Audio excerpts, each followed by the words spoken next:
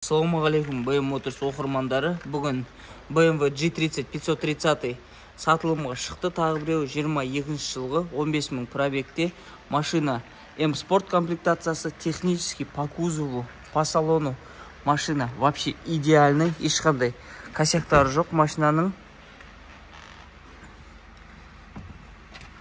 Полностью электропакет, плавающий сиденье, мультируль, шток прибора электронный, джойстик управлениесі, режим езде 3 түрі бар, электронный. Паркинг комплекте 2 кілт. Так, 3-ші кілт BMW карточкасымен.